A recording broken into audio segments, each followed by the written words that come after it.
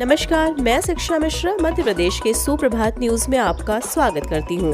दोस्तों, मध्य प्रदेश की तमाम फटाफट खबरों को जानने के लिए हमारे चैनल को सब्सक्राइब जरूर करें।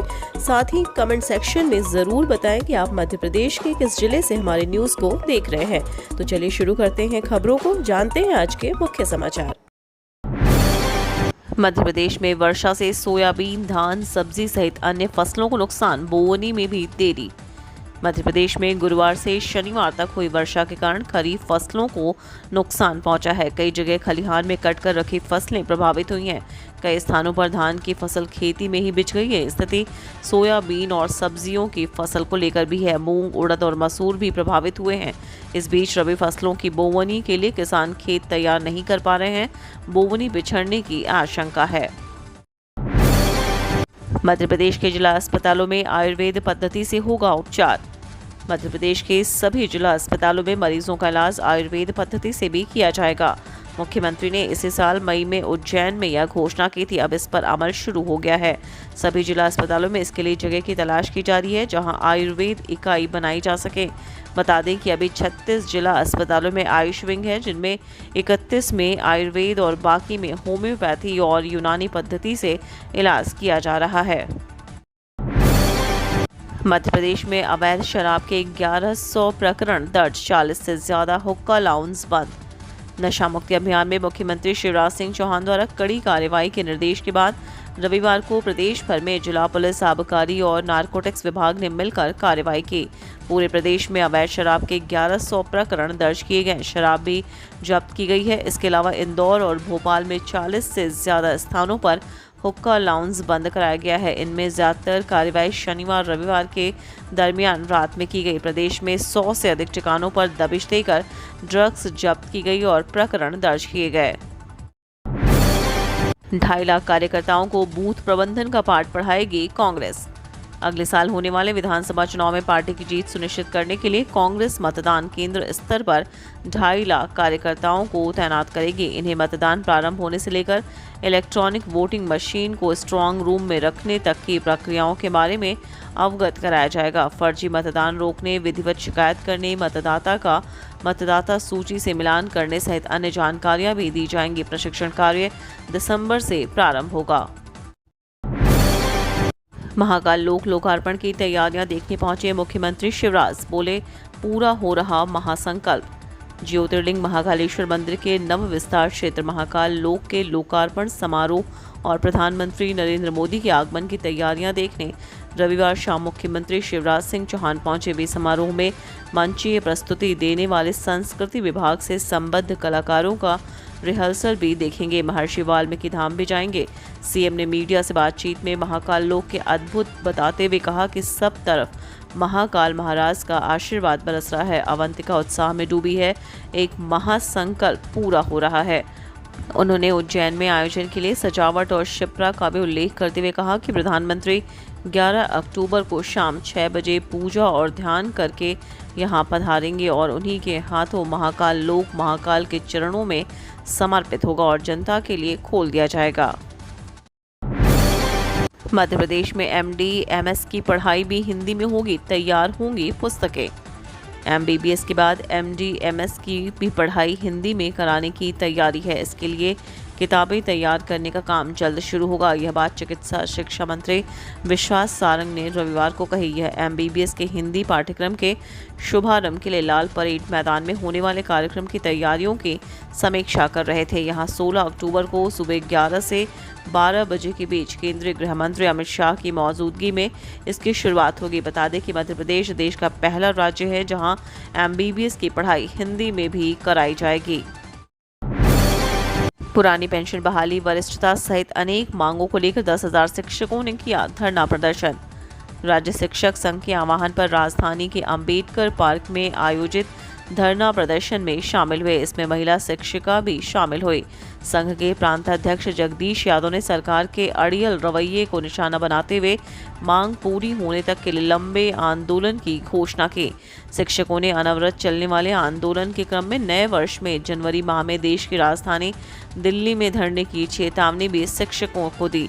संघ की मांग है कि सरकारी नौकरी का वजूद, पुरानी पेंशन और सेवानिवृत्ति के बाद जीवन जीने का एकमात्र सहारा पेंशन है, जिसे सरकार ने 2005 के बाद के कर्मचारियों को देना बंद कर दिया। उसी की जस की तस बहाली और प्रथम नियुक्ति दिनांक से वरिष्ठता सहित 15 सूत्रीय मांगों को लेकर रविवार को भोपाल के अंबेडकर पार्क में प्रदेश भर के शिक्षकों ने जमकर प्रदर्शन किया।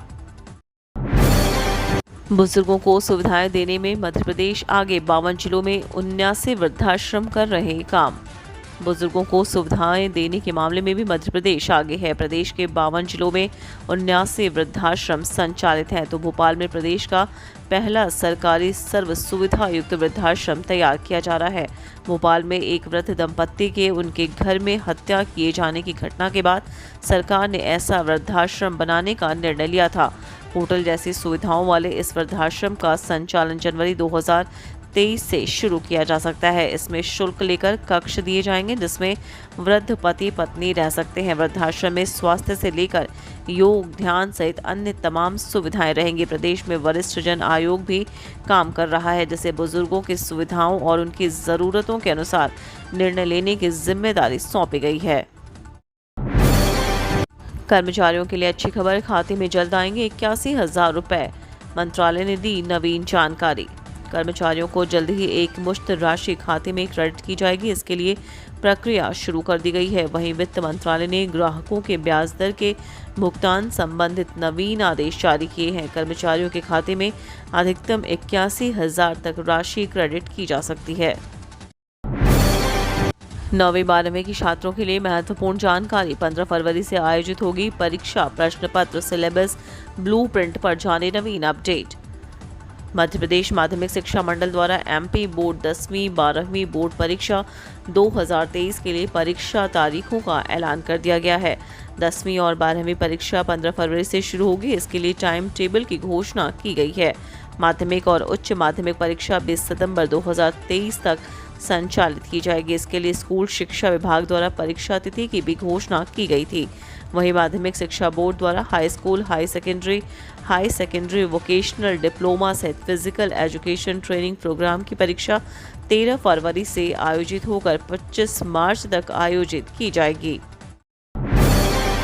एमपी में स्कूल बसों में लगेंगे पैनिक बटन। मध्य प्रदेश में लड़कियों के खिलाफ हो रहे क्राइम को रोकने के लिए मध्य प्रदेश के परिवहन मंत्री गोविंद सिंह राजपूत ने एक नई पहल की है। मंत्री गोविंद सिंह ने बताया कि मध्य प्रदेश पहला राज्य होगा जहां स्कूल बसों में लड़कियों की सुरक्षा के लिए पैनिक बटन लगाए जाएंगे। आज तक से खास बातचीत में उन्होंने कहा कि सरकार की पूरी कोशिश करेगी कि राज्य में बढ़ रहे अपराधों को कम किया जाए। गडकरी ने दिया सुझाव, मध्य प्रदेश बनाए सोया नीति। केंद्रीय भूतल परिवहन मंत्री नितिन गडकरी ने मध्य प्रदेश को अपनी अलग से सोया नीति बनाने का सुझाव दिया। रविवार दोपहर वे इंदौर में आयोजित अंतर्राष्ट्रीय सोया कॉन्क्लेव को संबोधित कर रहे थे। गडकरी ने कहा कि 5 ट्रिलियन इकोनॉमी बनाने के लिए देश में आयात कम करना होगा। भारत खाद्य तेलों का सबसे बड़ा आयातक है। देश में सोयाबीन की उत्पादकता अमेरिका और दक्षिण अमेरिकी देशों के मुकाबले में काफी कमजोर है। ड्रग्स और नशे के खिलाफ मुख्यमंत्री ने कहा, लाउंज जैसी चीजें मध्य प्रदेश की धरती पर नहीं चलने दूंगा। धार जिले के प्रसिद्ध पर्यटन स्थल मांडू में चल रहे 3 दिवसीय प्रदेश प्रशिक्षण वर्ग के दूसरे दिन मुख्यमंत्री शिवराज सिंह पहुंचे। इस दौरान उन्होंने प्रशिक्षण वर्ग जाने से पहले पत्रकारों से चर्चा की। पत्रकारों से चर्चा के दौरान उन्होंने कहा कि ड्रग्स और नशे के खिलाफ आज मैंने निर्देश दिए हैं कि लाउंज जैसी चीजें मध्य प्रदेश की धरती पर नहीं चलने दूंगा। श्री महाकाल लोक महाकाल बाबा के चरणों में लोकार्पण होने के लिए तैयार है। प्रदेश के लिए गर्व और आनंद के क्षण हैं। एक अद्भुत रचना महाकाल बाबा के प्रांगण में हुई है, जहां शिव लीला साकार हुई है। अवंतिका उत्सव मना रहे हैं। दूसरे वनडे में भारत की 7 विकेट से जीत। रांची में भारत और साउथ अफ्रीका के बीच खेले जा रहे वनडे इंटरनेशनल सीरीज के दूसरे मुकाबले में भारत ने 7 विकेट से जीत दर्ज की है।